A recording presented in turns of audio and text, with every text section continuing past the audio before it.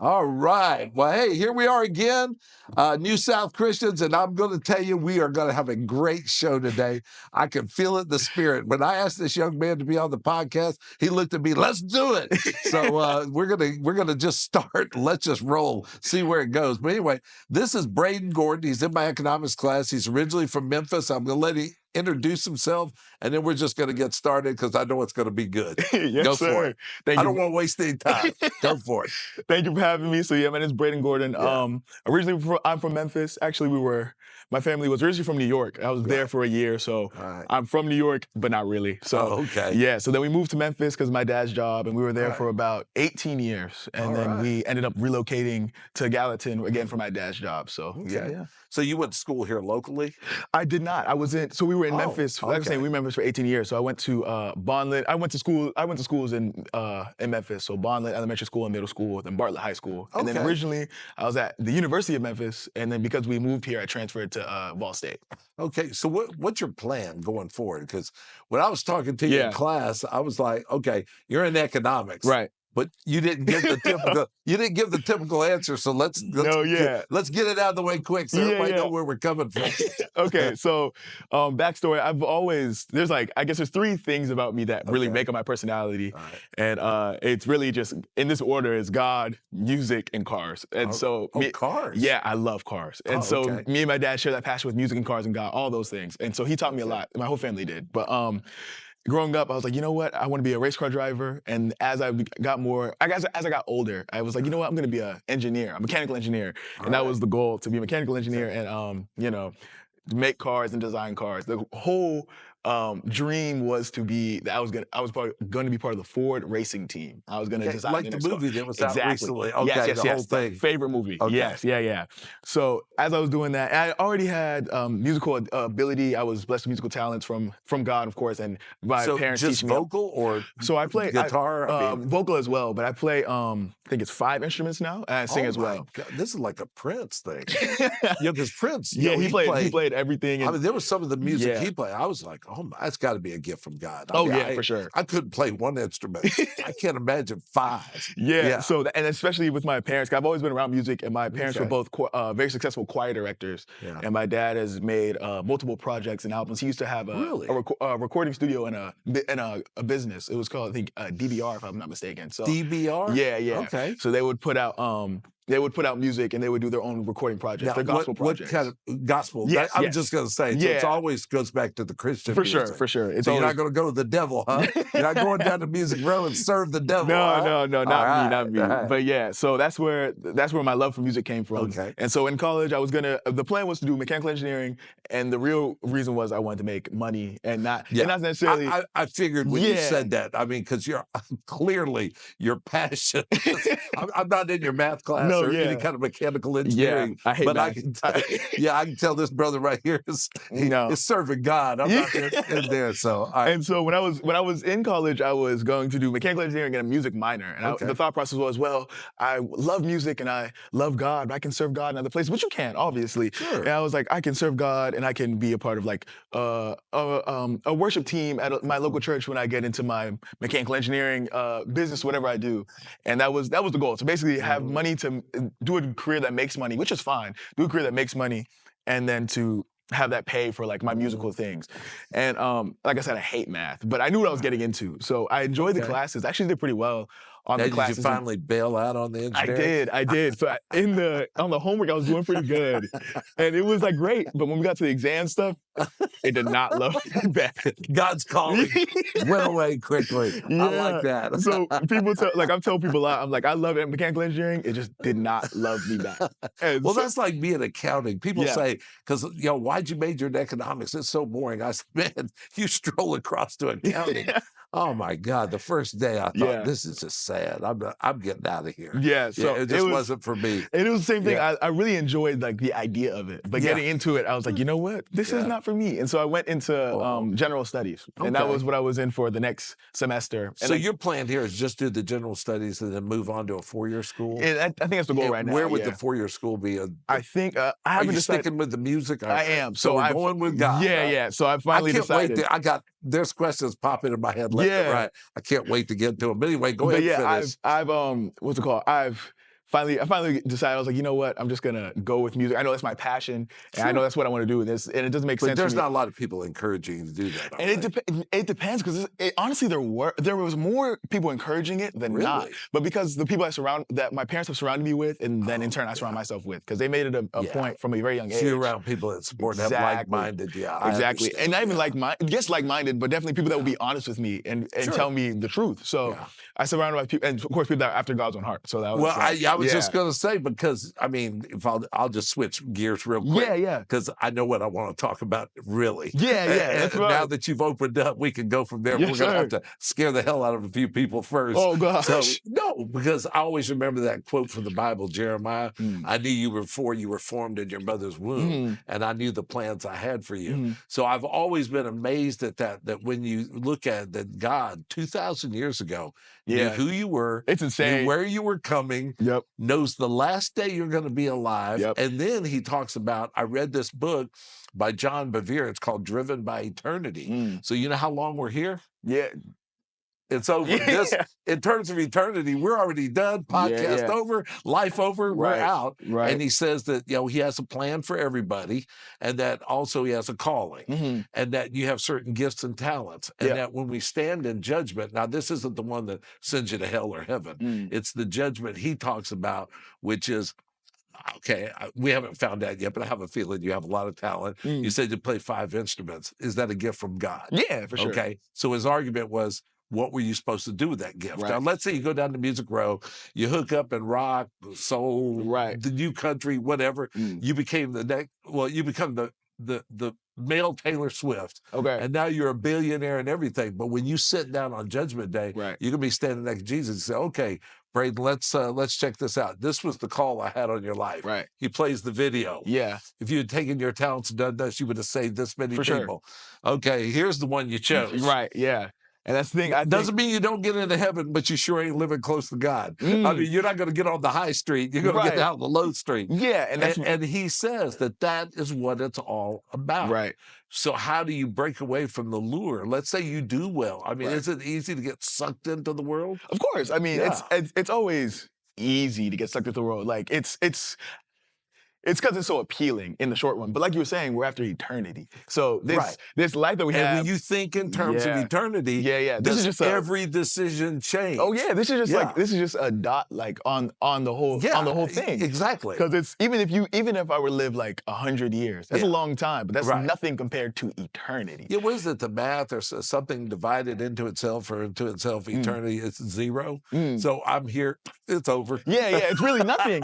Because once you get to your eternity, however you live, then like you look at it like that was all those 90, 100 years that I did whatever I wanted to do. And not necessarily anything, even like the bad stuff, good stuff, whatever, the thing even just like anything you think about, the little decisions you made that had nothing to do with your eternity.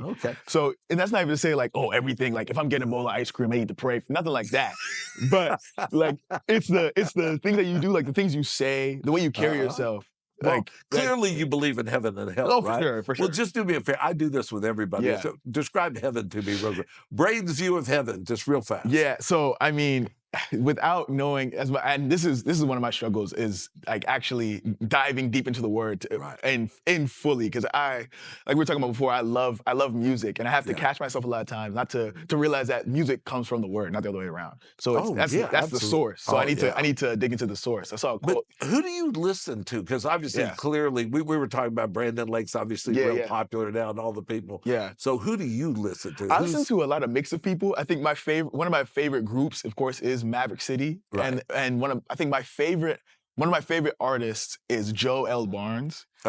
So you told me that before, but I don't recognize it. I don't know if I've listened to it. There's a couple of very popular songs that I don't know if people really realize that he's on there. I don't know if you'll know him, but there's no, I don't. So not off the top of my head. There's a song called "This Is the Gospel" that's by Elevation Rhythm. I love Elevation Rhythm as well. And so this song called "This Is the Gospel" by Elevation Rhythm, and he was a part of that. I think if I'm not mistaken, he wrote it, but I know he definitely sang. He definitely led that song, as well as a new song out now called "Yahweh We Love You" by Elevation Worship. He worked with Maverick City a lot on the song. One of the more popular songs called "Promises." Oh, and stuff like yes, you know, I remember that. yeah, so that's him. And yeah, I listened like the goodness of God. Yeah. With Jen Johnson, when she sings that, I sit out in my hammock and the trees are flowing out. Right. I feel the spirit, and it's just moving. Oh, yeah. And then Brandon, like Gratitude, Right. his talking to Jesus, where he does that slow talk, where you know. I'm It's like talking to Jesus, and I'm just like, oh my God. I mean, it just really changes. It does, yeah. And stuff. So okay, I'm getting too far back. I got a ton of things I want to talk about. Yes, sir, yeah. I love the Holy Ghost, sanctified, filled with the Spirit. I'm one of those old time, not necessarily hardcore Pentecostals, but I was introduced to a church where they believed in the gift of the Spirit and everything like that back when I was 18. So I'll do this real quick. Yeah. I finally decided I was going to quit going to church because once we turned 18, my mom said, you know, it's like the Bible said, you're accountable. You're going to be judged by the Lord. I can't get you into heaven or hell. It's on you now. Right. So if you don't want to go, don't go. So I finally said, okay, God, just in case you are real, I'm going to put you to the test. Okay. Because it says, seek and ye shall find, knock and it'll be open. So I said, okay. So I did the same prayer every night for like 2 weeks. Didn't tell anybody. I was playing basketball on a Wednesday night in Atlanta with my buddies, stinking and sweating. And my mom said, yeah, come on, drive me to church. I didn't want to go to church. She said, just sit on the back row. Don't worry about it. Right. So I went to the back row, and you know how it is when somebody starts speaking in tongues, there'll be an interpretation. So I just dropped my head being respectful. All of a sudden, there's a hand on my forehead. And it basically said, I am real, and recited word for word. The prayer that you the prayer. Whoa. I went, hallelujah, Yeah. praise the Lord. I will never doubt again. Now, did I walk away a sanctified Christian that never sinned again? No. Right, the process, but I knew, and I still know to this day, that it is not a question of knowing whether he's real or not. It's absolutely. And so that was the beginning of my walk in the full gospel, Holy Ghost, however you want to describe it. Now, some people say the modern church, you start talking about speaking in tongues, the back door opens and everybody flees. That the devil will clear you out faster than anything. What about you? So see, I want you to be with me so we can go ahead and get the work done. So, like we were talking about before, my church organization is called Church of God of Prophecy. Prophecy. So otherwise known as COGOP. That's like the acronym.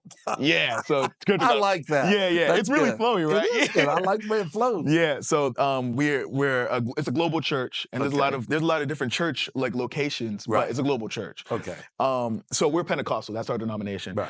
And so we believe in speaking in tongues and everything like that. Yeah, and you believe in the full gospel, that the gifts that were given to the apostles are given to others. A lot of people I know, even friends of mine, come on, David, that was only for them for the time they lived in. So elaborate on that so I make sure I know what you're talking about. Okay, what I'm talking about is that when Jesus, you know, like Last Supper, et cetera, he's going to be leaving them soon. I'm going to leave you with a gift. And the gift is going to be these, like word of knowledge, word of prophecy, speaking in tongues, healing. That this was going to be given to the apostles to go out and spread the word. But it wasn't going to end when the apostles died. Right, yeah, it's not like it can continue. And a lot of my friends that don't share the belief in the full gospel message, they don't understand. They think it's kind of hokey. Somebody's, you know, speaking in tongues, somebody's interpreting.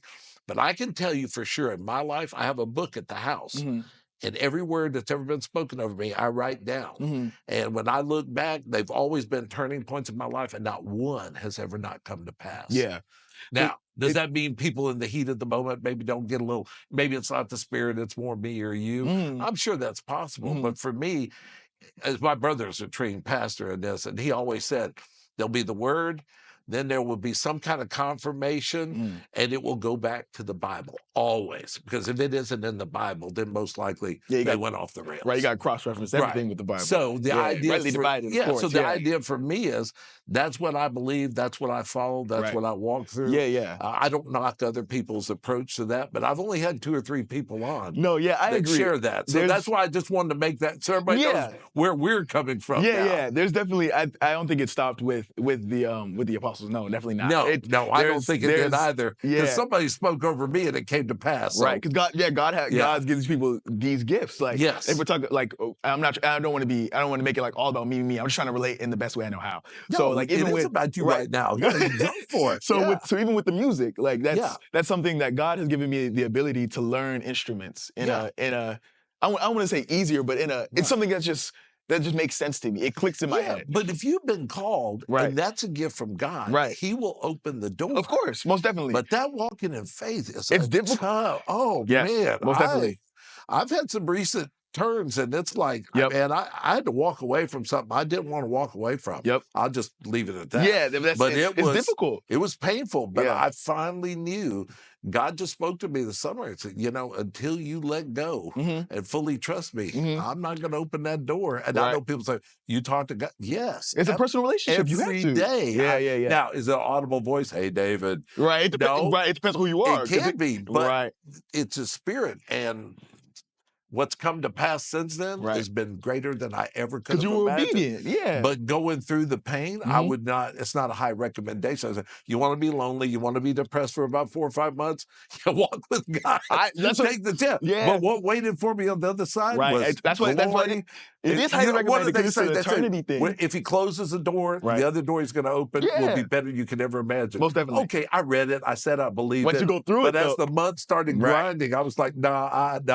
Okay, Lord, I'm not giving up on you. Then the part of me was like, yes, I am. Then the other part, but then based on what's happened in the last 5 weeks, my God, I can't even put into words what a blessing it's been. And it's such a blessing to realize the humanity in it too. Because I've been, like I said, one of my struggles has been really getting into the Word. So one of my friends has been keeping me accountable, and I've been reading Psalms. A lot of the Psalms. I've been going through the Psalms. After 91st Psalm every morning, you get up. It covers every. It's like you read the 91st Psalm. You get in the car and you head out, and you know that God is with you. You know the angels are with you. And you're going to be okay. Yeah, so I've been going every day. I've been going by like 2, doing 2 a day, trying to do 2 a day. Yeah. And so absolutely. I think it's going to sound crazy, but it's anywhere between the first one and the 15th one. I think it's where I'm at right now.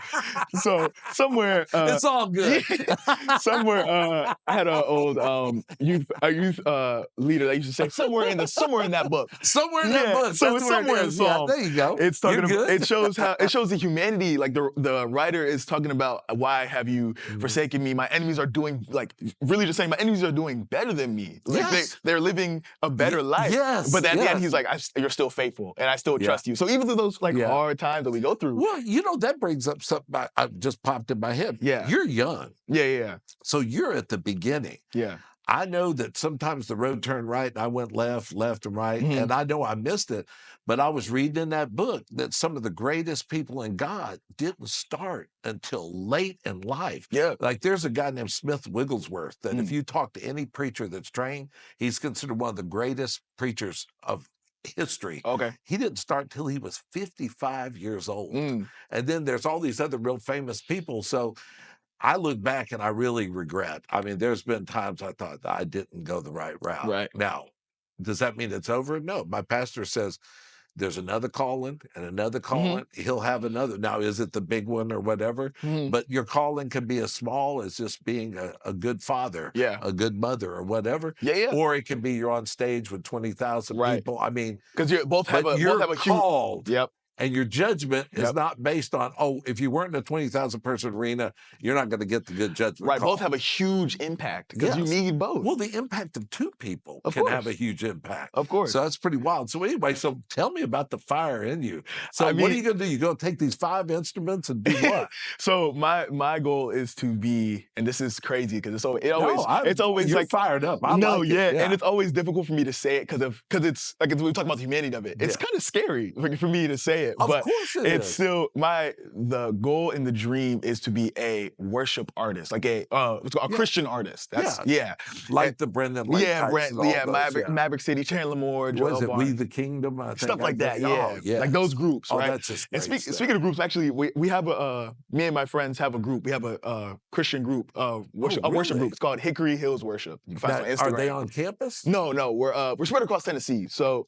man, yeah. But we have a lot of them. Like I was talking about, a lot of people from that friend group, or a good amount from that friend group, are here in Gallatin or in the Westmoreland area. But they're not on campus. No. Yeah, the reason why is I just had an idea popped in my head. Yeah. You know what I've always wanted to do here? Because believe it or not, I'm the advisor for some group, and I don't even know where they are or find them.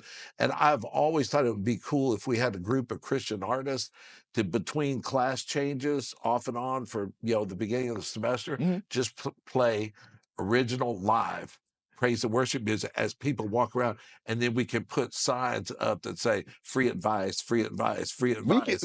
I don't know why we can't do that. Yeah, we can talk about that because there's a lot of them. There's a lot of people here or that would travel here for that purpose. But So we can get that worked out. I don't know why we couldn't do that, because I've been contacted by 2 local churches that have asked, is there anything that we can do to help support, whatever is going on at Ball State? Right.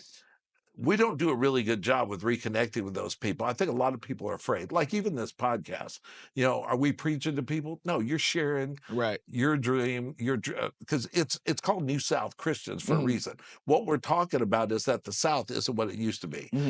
I've had almost 30 guests now from the campus predominantly. Yeah. And they've pagans, people into crystals, manifestation. We had the young lady, the Muslim lady you see walking around campus. Campus got the full burqa on and everything. Jewish girl about 2 weeks ago.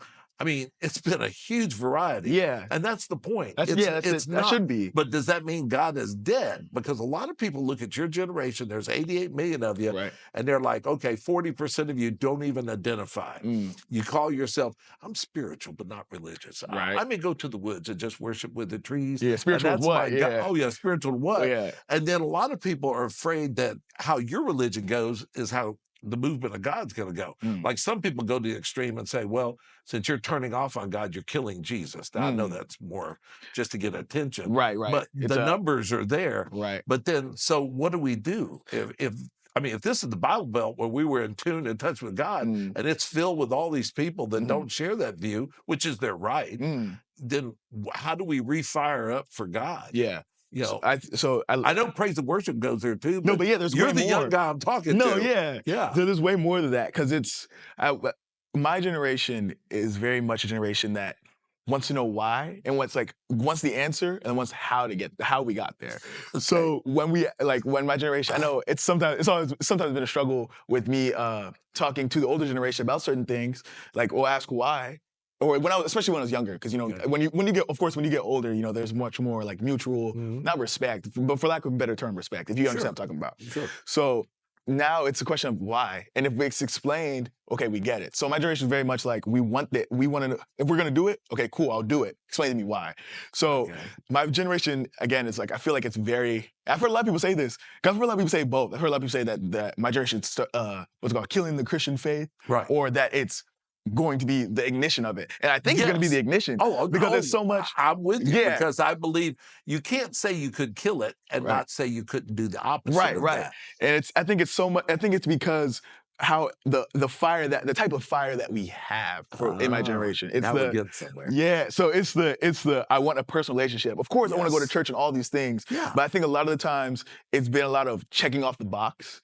And my generation doesn't want to do that anymore. So it's either we're not going to check off the box at all, or I'm going to figure out why the box is there. A real relationship with God. Yes, I had a gentleman on here that has done mission work. Yeah. And Tibet or whatever. And that's the one thing he talked about. There were several other people on here that were really strong Christians. You can study, read, and pray. And they all said the same thing. I don't want to go and get a cookie cutter thing. I want to go. I don't want to be in the audience sitting there. I want to have a really deep relationship with God. Right. Even to that, it's to understand why I'm even sitting there. Understand what they're talking about. Not just talking at me. So then answer the question for me. What do you tell, since I'm the other generation, what do you tell us? How do you fix this? How do you get it on fire? How do you save it, if that's what we're talking about? Right. I think one thing that I've kind of understood is that I can never, for anybody, I can't prove God to you. God proves himself to you. I can show you the way. I can show you the door. Oh, absolutely. But I can't be I can't tell you, oh, well, this, and this. I can tell you all these things that happen. But until you experience something for yourself, or you have a personal encounter with God, then I can tell you and show you. So same thing with the older generation.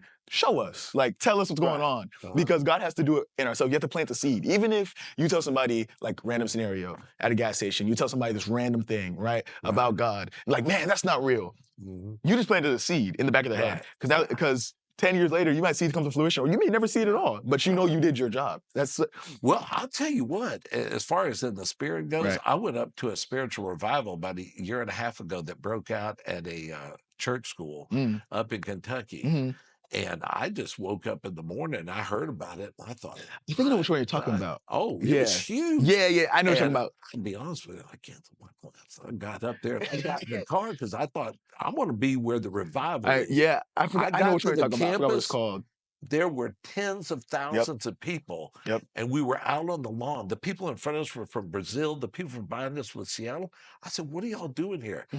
We heard that God is here and there's a revival. When I got the actual hall, it was started by students in a musical worship service in the morning. Yes. It was Kent State, is that what it was? No, it wasn't, but it was not far from there. But anyway, it ignited. Yes, yeah. And with no leadership by men or anybody in authority, it was just the kids. Yes. So when we got a chance to enter, I've been in the spirit. I know what it's like. You could feel the spirit drop in there. Right. Everybody's singing all those praise and worship songs you're talking about. And oh my gosh, for an hour, you just basked in the glory. That's it. And it lasted for several weeks, 24 hours a day. And people were just driven to come there. And I was talking to my pastor. A lot of people, I think, missed it. I think they didn't realize how powerful that really is. And when you get close to it, I want more and more and more. And that's right. Jeez. Because that's so true. And it's such a and even to the point with the songs, like not and it wasn't them worshiping the writers or worship, it was listening to the lyrics and realizing that these lyrics are based in the Bible. Right. And that what these lyrics talk about, not who wrote them or what group did it best, which is fine. Like you're not worshiping it, but you're understanding who it's coming from. Right. But you're worshiping God with the word, like with the words in form of song, right? Well, I mean, with your friends, I'm sure you probably associate. You seem super friendly, so I have a feeling you associate with lots of different people. Yeah, yeah. But your Christian friends, I mean, how do you feel? I mean, because obviously I teach economics, but I'll talk about God with anybody. Yeah. But when you're out amongst people your age or people you relate to and everything, I mean, how do they feel now? Because the only reason why I'm asking this, we had a professor on who specializes, she has a license for counseling. Everybody I've had in here has talked about suicide, anxiety, depression. Right. I mean, it's off the chart. Yeah. And so it's like, you and me are all fired up over here for God, but then here's all these other people just, I mean, it's the low of lows. What's wrong? Okay, so there was I don't know what's happening. No, yeah, I got you. And there's you'll see a lot. I relate a lot of stuff back to like if I can. I'm very much an object person, so I'll try to pull an object. So, there was a movie called oh my goodness, Jesus Revolution, right? Oh, yes, you know what I'm talking about? I was getting ready to. The guy that plays Jesus in The Chosen. Yeah, he's that's based on a true story. Really? Okay, yeah. Pirates Cove, where they were baptized. Yes, yeah. Oh, that's a great movie. Yes, yeah, so absolutely. One of the things I'm with you. Yeah, so that's the thing. One of the things I love that I pointed out, it was like, especially in like the hippie era, like people doing drugs and stuff then, and it was like trying to fill a hole. And it's the same thing now. So like a lot of stuff like with my generation, like with drug problems, and like different addictions and stuff, not even drugs, but other things, like whatever you're addicted to that you shouldn't be, right?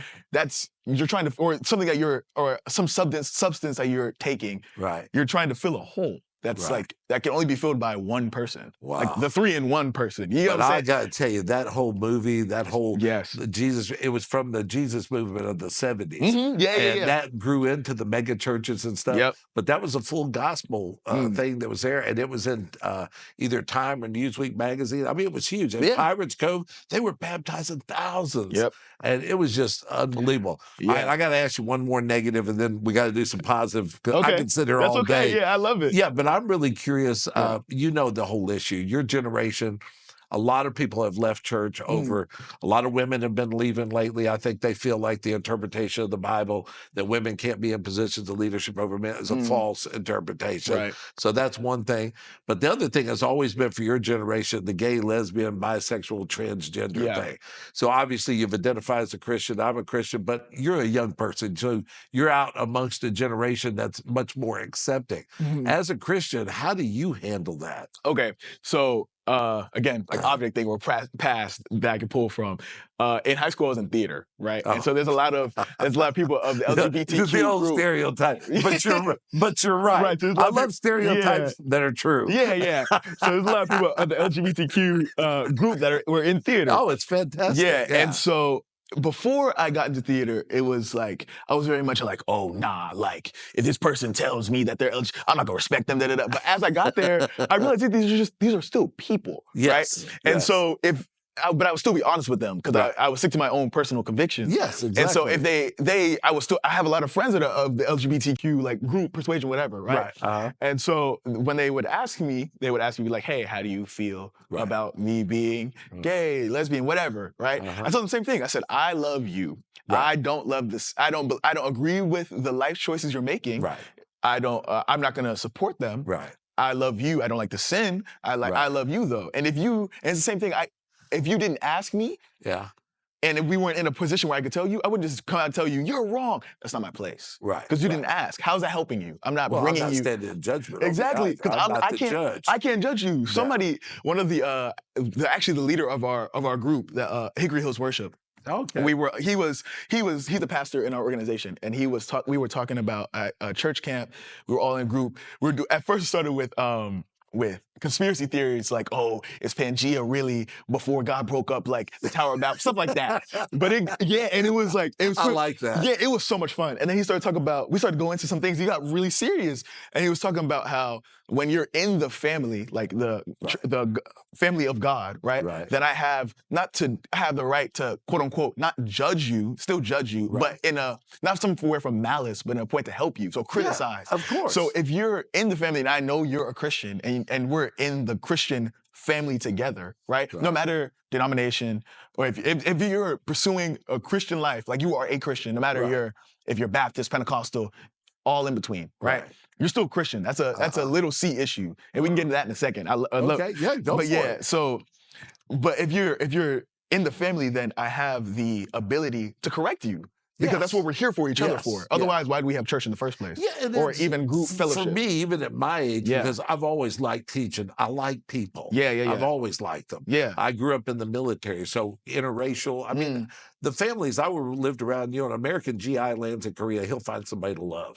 So there was always, we never dealt with, segregation unless we lived in a community near it and the base my dad was serving on. And so I grew up, we never listened to that kind of negativity. But our walk with Jesus was up and down. I mean, it was erratic. My dad went off to war. Obviously, my mom prayed more then, and then they come back. But when my brother went to a old-time tent meeting, and he got filled with the Holy Ghost, and he came back from Tennessee. We were living in Kansas at the time. Now, my brother was a guy I did not like. Most people in our family didn't. And all of a sudden, this man is sitting across you and saying, I'm sorry for all the things I've done to you over the... I mean, he was a transformed person. And that's when we all started asking the question, what's going on? Because next thing I know, my mom's filled with the Holy Spirit. Next thing I know, I am. Next thing I know, finally my dad is. Now, my sisters, I won't speak for them, but I don't think they're quite there yet. But it translated into the family. And so we really have a strong bond that way. But boy, it's been tested. Of course. The longer you're in life, it gets tested. Because the devil hates it. Oh, well, we can talk about the devil all day long. Like even to that. I got friends like, oh, the devil's not real. I said, come on. So that's the best. Even if I wasn't a Christian, I know the devil's there. That's one of the best. I forgot who said it, but that's one of the best plays that the devil ever made to make people believe he's not real. So he can do whatever he wants. In silence. Exactly. And he wants to destroy families. To be frank, if you want me to be totally honest, I haven't been a pure Christian, even though that word was spoken and I knew God was real. I made some bad decisions down through life. And you kind of come out the other end and it still kind of hangs on you. But then I always cling to that part where, Jesus talked about if you truly repent and ask to forgive, I put it in the hall of forgetfulness. Casting the sea of forgetfulness. It's as if it never happened. But the problem is people don't roll that way. I have friends that won't let me forget. They'll always like to drag up crap crap. And I'm like, if it's in that sea of forgetfulness and Jesus has forgotten it, Yeah. Who are you to tell me? And why are we dragging it up? Right. Well, that's a cop-out. No, it's not. Yeah. That's the best therapy I ever got. Right, because that's me realizing that I did wrong. Yes. That's the person that died for all my wrongs telling me it's okay. Yeah. So not to say that I'm going to be like, you know what? That didn't happen. I'm not gonna. I'm gonna just do it again. So like you learning from your mistakes, but you can't dwell on the fact that like I made this mistake. Yeah. Oh, I'll never get to heaven. That doesn't make sense. Well, let me ask you another couple of quick questions. Yeah. Do you watch The Chosen at all? I haven't, but I've heard it's really good. I need to watch it. Man. I've heard it's really good. I have some of my Christian friends. David, it's not true accuracy. Okay, they acknowledge up front that there's a little creative licensing going on. Right, it's a TV show, yeah. They've hired Jewish experts in Jewish law to make sure the Jewish perspective is represented correctly. Right. They got different denominations together to do the other. And at the end of the day, it's just an encouragement to see it visually and in artistic form, the Bible. Right, because are we And I'm going to tell you, this year is when they crucified Jesus. I've got friends of mine that are already just revving up emotionally because they've been following The Chosen. And I'm thinking, how could anything bad come out of that? Right, because are you nitpicking what like the details, or are you looking for the message that's in the show? Exactly. Right. And there's another movie called The Shack, and it shows Jesus, God, and the Holy Spirit in a whole different light.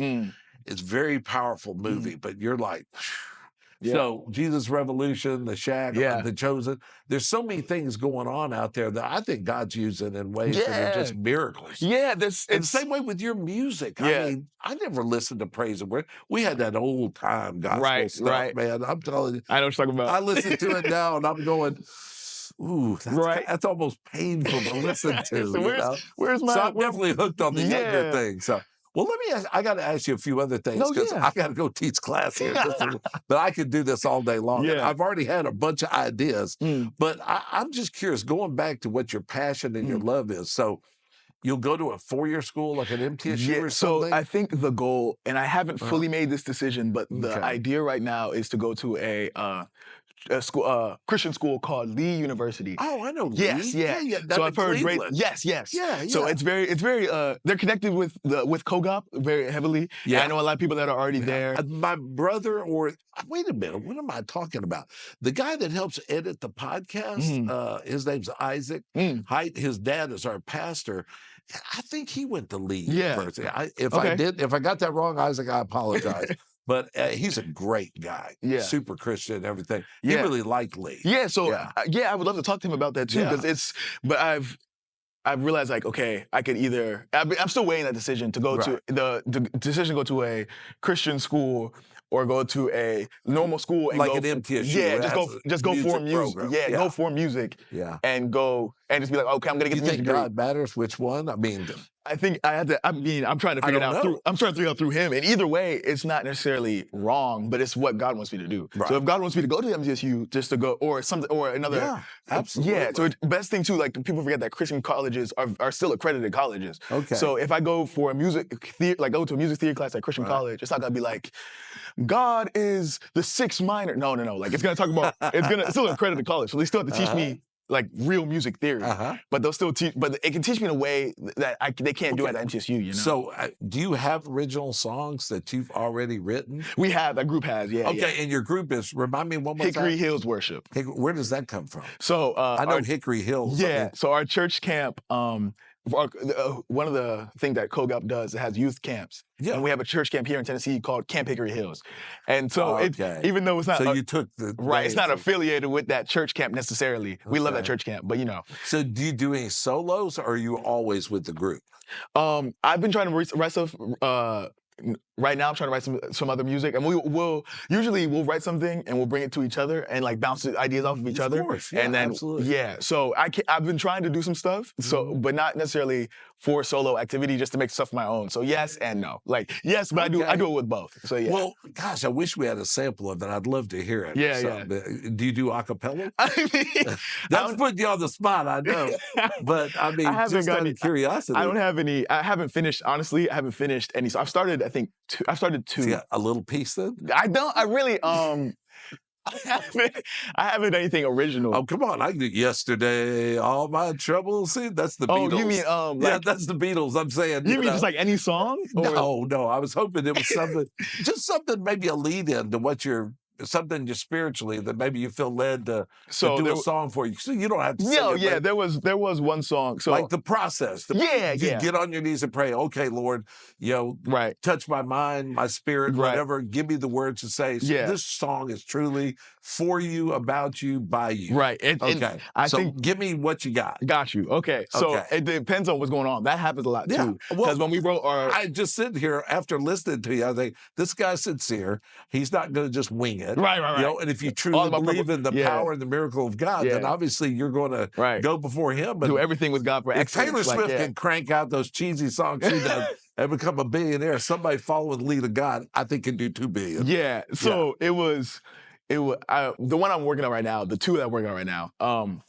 It was a later night, and it gets to the winter season, and you're like, oh, I've been single for so long, getting sad, whatever, right? Yeah. And so I was the day before I had seen something like, well, let me ask God to like take that pain away, but also fill that space. Like I don't need to necessarily be in a relationship to be happy. And so I was... Boy, you're treading some tough... Go ahead and finish. I'm going to ask you another question. Yes, sir. Now. So it was late at night. I was in my room. I had just finished my Bible study. I was like, God, I'm really feeling like sad. I feel like, of course, I have friends. I'm not necessarily lonely in like friendship-wise, but there's nothing that can fill there's nothing like the spot that relationship has. Do you know how powerful what you're talking about is? Yeah. I just read an article a couple of weeks ago that the #1 mental health issue of freshmen in college is loneliness. That's the void. That's what I'm talking about. And in that loneliness, there's somebody but that's the thing that you got depression, anxiety, suicide's off the chart. Leads. And the main reason why is they said that young men cannot create community. Right. You come from high school where you're forced to be there. You live in a neighborhood for years. Your neighbors are your neighbors. Right. All of a sudden, you're down on a big campus like you got to make it your own self. Yeah. And I got to generate it myself. Right. And I have, if I can find a place to plug in. Right. And they're talking about it's a national disease. It's the same. But that's the thing. Like even with community, like that's what the church is for, right? We have each other to rely on. Exactly. It's a built-in community right there. Because then we're with people that are, and again, not the somebody at when I was in Memphis, the mega church there. It's called Bellevue Baptist Church. Shout out to my friend Owen. He was one of the worship leaders there, and we were talking. We were just talking about different things. He was telling me how I had asked him. I was like, okay, how do Baptists deal with speaking in tongues? 'Cause I'm Pentecostal. Yeah, sure. And so he was telling me, as we were talking about it, I was like, I gained understanding. He was telling me, so these are a lot of things he likes to call big C and little C. So big church and little church issues. Sure. So like the difference between tongues, right? Like, because I don't believe that if you don't speak in tongues, you're going to hell. That's not true. Absolutely. Right? So same thing. If same thing that somebody that's Baptist is going to tell me you spoke in tongues, you're going to hell. Nothing like that, right? So we got to understand each other. So everybody's got to pass. We're not going to hell based on the issue of tongues. That's the little C church problems. Like, stuff like you wore a hat or stuff like that. Those little C church. But when you get to stuff like changing the doctrine of changing the Bible, adding, taking away, putting your own spin, that's a big C issue. That's the stuff that, whoa. Yeah, and a lot of churches recently have been kicked out of big denominations, like used to be Baptist. The big guy, California, he's retired now. He put a woman in a position of authority in the major, governing body for the whole country. He said, you can't be, you can't be a part of it anymore. Right. We don't believe that's doctrinally sound. So they go.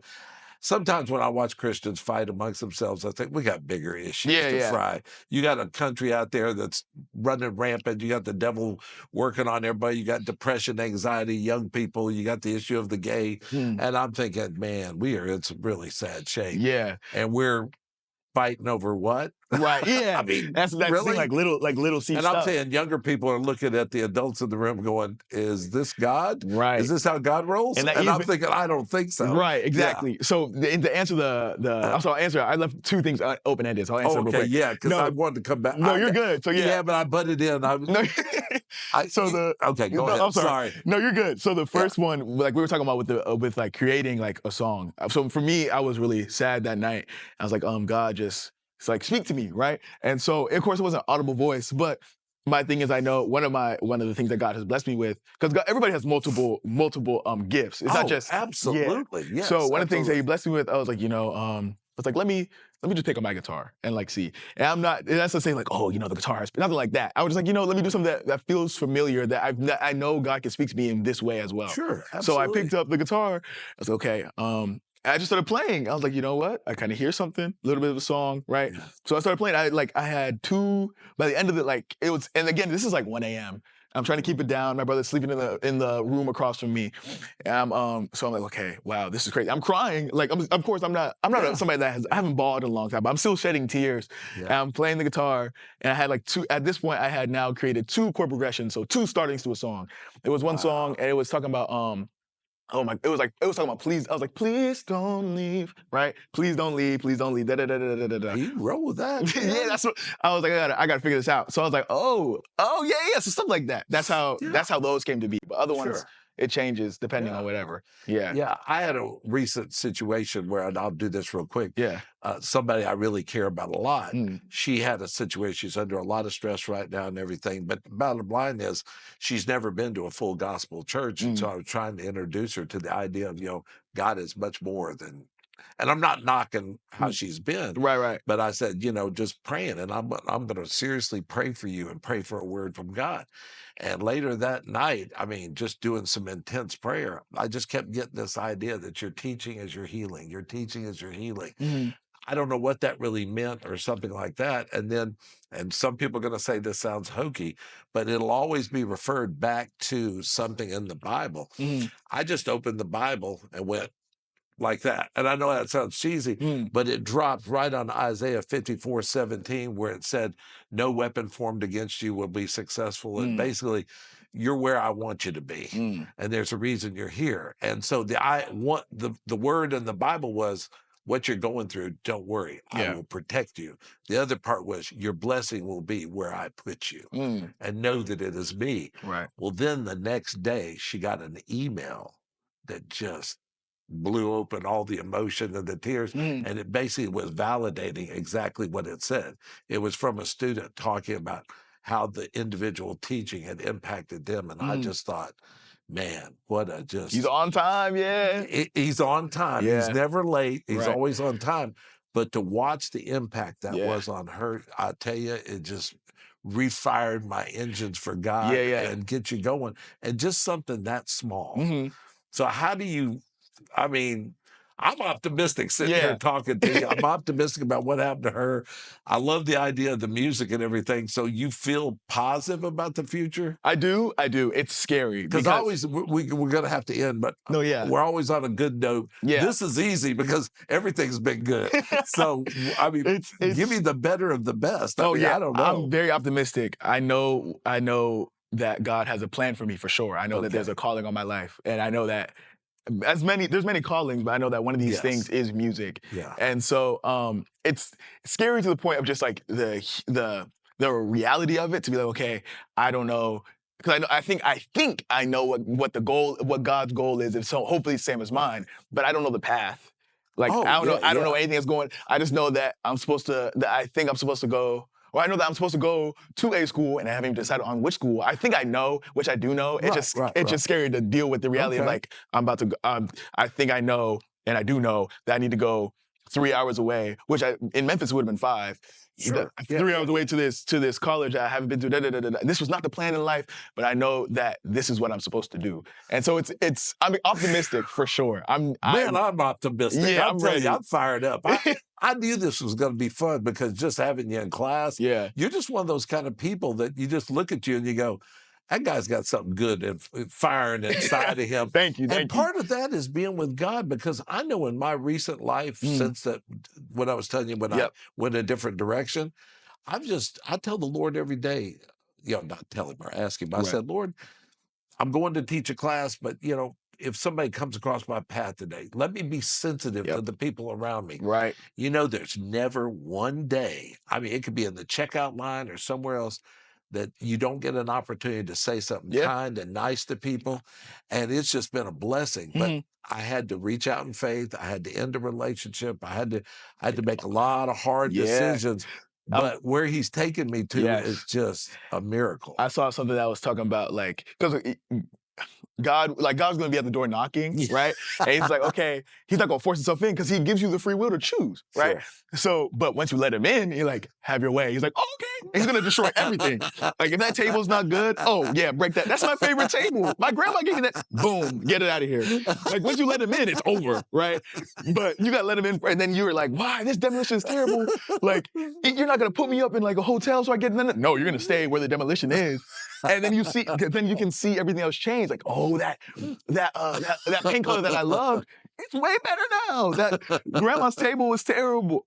I'm gonna like, this is a real, like, you get what I'm saying though? Like, and once he lets you in, oh yeah, he's gonna, and so you say, all right, God, do your thing. You messed up everything. Oh, okay. And he messed up everything. And you know what's funny? The places I went to this summer when I was at my lowest, in that hammock sitting in the backyard looking at those leaves, has now become the place I talk to God. It's my favorite place. Yeah. So he took you. What did he do like with Peter? I love this. You know, Peter denies Jesus 3 times. He's got to be at the lowest point in his possible life. And they said that God took him at his lowest point and did his greatest miracle. That's the thing. And that is what I keep thinking about in the summer. Is that you took me from the lowest to the highest. I mean, that's the same thing with like when people talk about, oh, I'm too far gone to redeem. Jesus, like Peter knew Jesus. Yes. Like how we're talking right now. Peter was best friends with Jesus. Yes. And can you imagine if you're Jesus and I'm sitting there talking to you and I see you and then somebody comes in, that's him.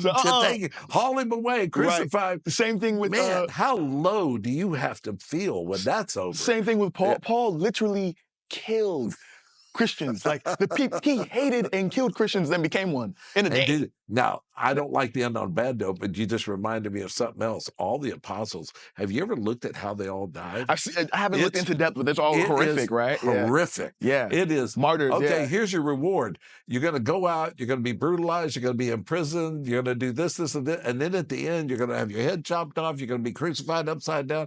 I mean, what student or adult on this campus do you know will get in that line? Right. Hey, sign me up. Right. Let's go. Because you hear the bad. No way. I'm getting out of here. You hear the bad stuff and you realize it's like, wait a minute. Like all the things they went through were so worth it. Like it's crazy. It's like, I'm about to sign up. Like when you become a Christian, you're like, oh yeah, life's going to get hard. It's gonna get easy. Oh, absolutely not. But it's such a good thing. We have got to stop. Man, I tell you, if I didn't have class, and Stanley's probably out there going, wrap it up. So anyway, we're going to have to wrap. I knew you were going to be great. We probably have to have you on again. We've only had one person on twice. She was the female version of Braiden. She was from Canada. Okay. So anyway, let's do it. Let's do it. I just want to thank Braiden. I tell you what, I've had the best time today. I feel fired up. I got to go out and find somebody to bless or bless me. So anyway, we'll have him on again. I want to follow up with some of this music stuff. So anyway, thanks for being on. Thank all of you. If you know anybody you think would be interested in being on the podcast, you can find us. Hell, if you see Braiden, he'll know what to do. And would love to have you on there. We really appreciate you supporting and watching. God bless you and have a happy day.